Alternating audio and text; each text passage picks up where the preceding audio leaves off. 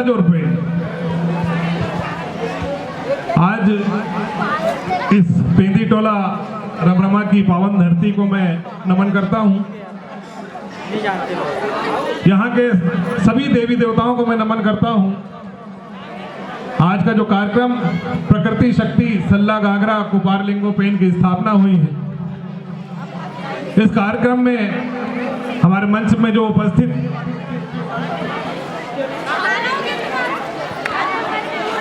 रमेश टेकाम जी, प्रीतम सिंह उइके जी, हमारे दादा भूमका दादा मदन लाल इनवाती जी, हमारे नागपुर से आए तिरुमल रावेन इनवाती जी, मनसाराम मड़ावी जी जो हमारे बैहर से आए हैं, साथ में हमारे साथी भरतलाल मड़ावी जी, इस कार्यक्रम के आयोजक परशुराम मड़ावी जी और तिरुमाई देवाबाई पंद्रे जी, भूमका जिला उपाध्यक्ष, मैं सभी को सेवा जोहार करता हूं। साथ में हमारे मंच के सामने दर्शक दीर्घा में बैठे मातृशक्ति, पितृशक्ति और बच्चों, मैं सभी को सेवा जोहार करता हूं।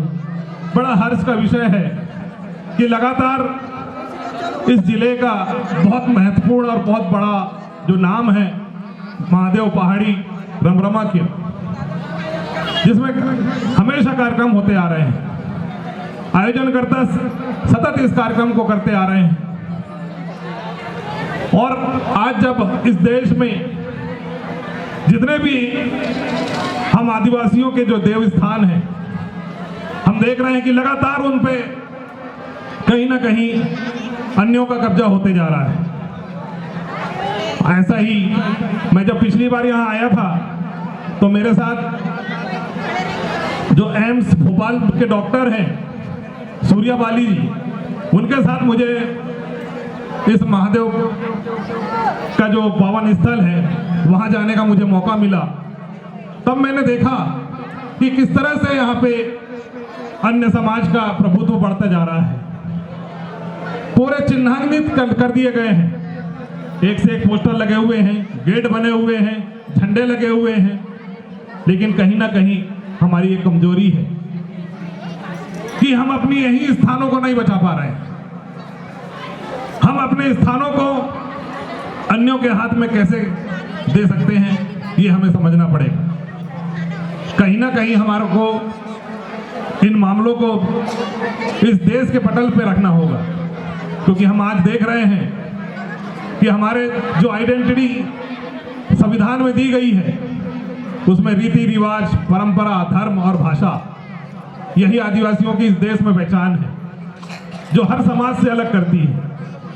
और इतनी बड़ी संस्कृति हमारी, जो इस पृथ्वी में सबसे पहले जन्म हुई थी, वो जो संस्कृति है वो आदिवासी संस्कृति है। आज हम जान रहे हैं कि 1893 में पूरे विश्व में एक धर्म परिषद का महासम्मेलन हुआ था। उसमें हमारे देश से प्रतिनिधित्व करने के लिए स्वामी विवेकानंद गए थे। वो हिंदू धर्म के अनुयायी हैं, लेकिन वहां जाकर भी उनने पूरे विश्व के धर्माचार्यों के सामने कहा था कि आदिवासी संस्कृति ही सारी संस्कृति की जननी है। चाहे वो बौद्ध हो, हिंदू हो, मुसलमान हो या ईसाई हो, या जितनी भी संस्कृति इस ब्रह्मांड में पैदा हुई है, वो संस्कृति की जननी हमारी आदिवासी संस्कृति है। इतनी महान संस्कृति होते हुए भी आज हम इसी संस्कृति के लिए तरस रहे हैं।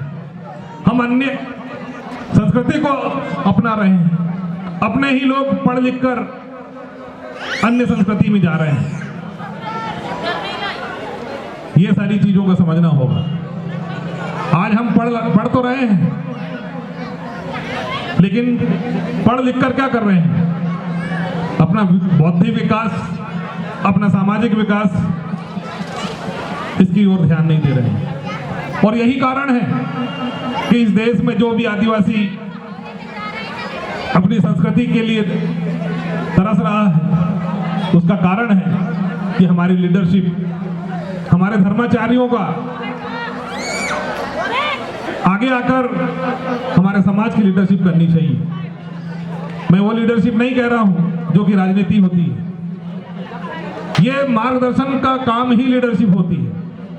चाहे इस समाज को शिक्षा देना हो तो शिक्षा के लिए भी लीडरशिप होनी चाहिए, क्योंकि हम देखते हैं कि हमारा जो समाज है वो जंगलों के किनारे बसता है, कहीं ना कहीं अत्यंत दूरस्थ ऐसे स्थानों पे बसता है जहां पे शिक्षा पहुंच नहीं पाती है, शिक्षा के लिए मार्गदर्शन नहीं मिल पाता है,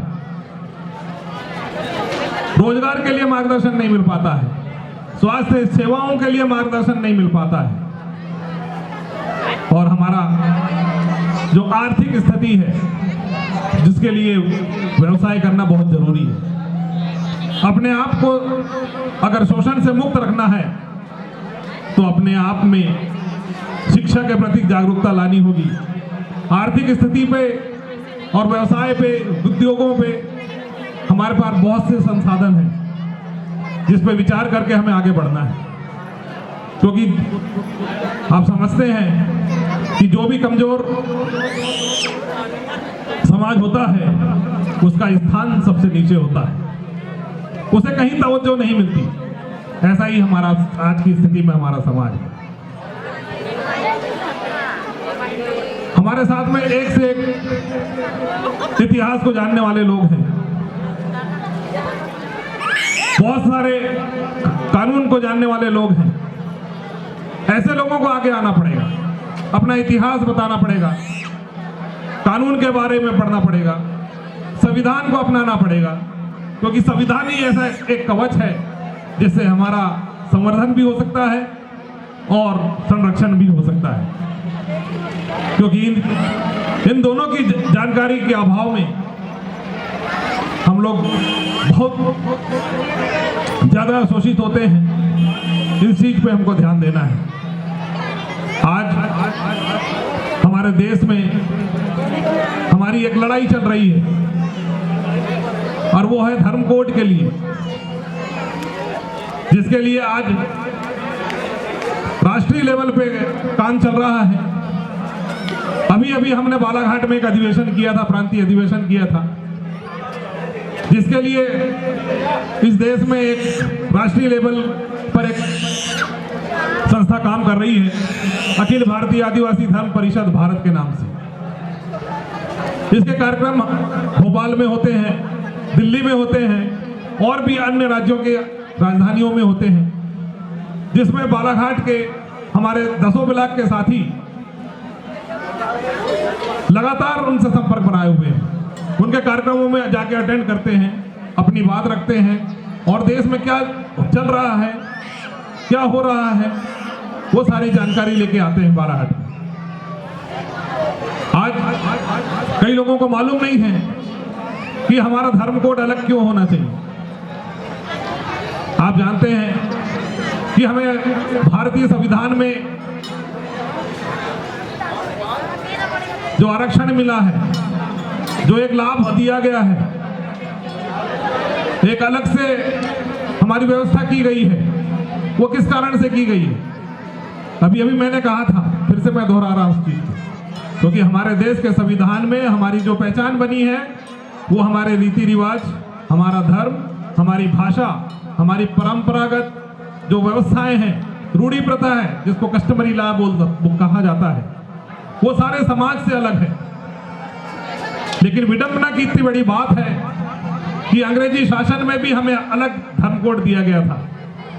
हमारी जनगणना अलग तरीके से होती थी, लेकिन 1871 से जनगणना शुरू हुई थी और अंग्रेजी शासन में 1941 तक लगातार हुई। जब देश आजाद हुआ उसके बाद में 1951 में आखिरी जनगणना हमारी अलग से हुई, लेकिन किसी षड्यंत्र के तहत 1951 के बाद से हमारी जनगणना कभी नहीं हुई।